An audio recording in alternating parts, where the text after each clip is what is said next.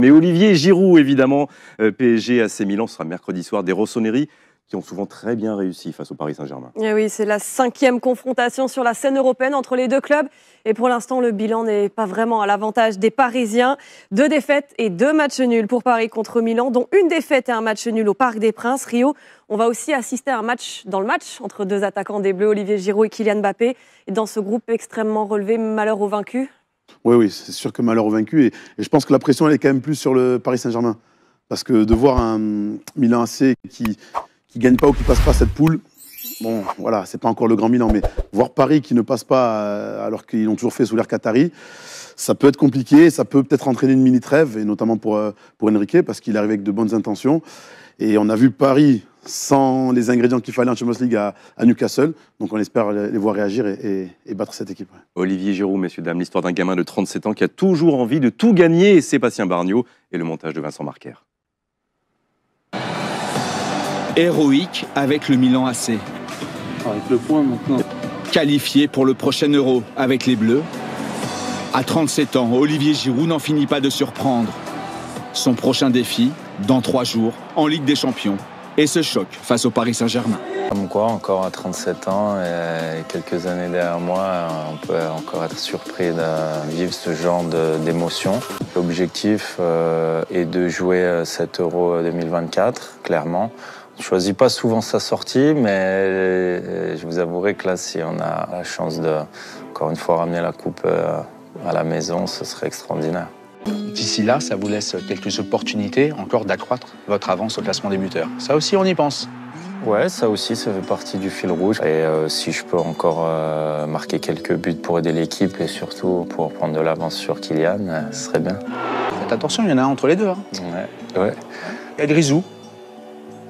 Il y a... 44. Ah ouais, il y a Grisi, c'est vrai. Ça va lui faire plaisir, mais on l'oublie, lui avec ses 85 matchs d'affilée. À chacun ses stats. Ah, il a déjà ce record qui sera difficilement atteignable.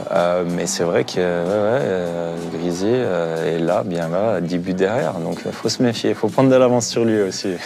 Déjà auteur de 4 buts et de 3 passes décisives en championnat, les ambitions sont affichées. La 2e étoile, l'objectif depuis le 19e titre que l'on a acquis il y a 2 ans, gagner le Scudetto.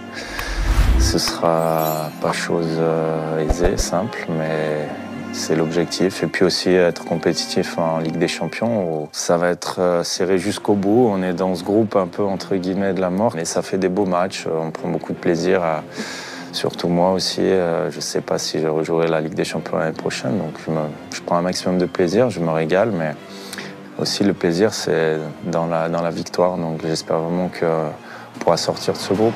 L'an dernier, le numéro 9 trouve à 5 reprises le chemin des filets avant d'être éliminé en demi-finale.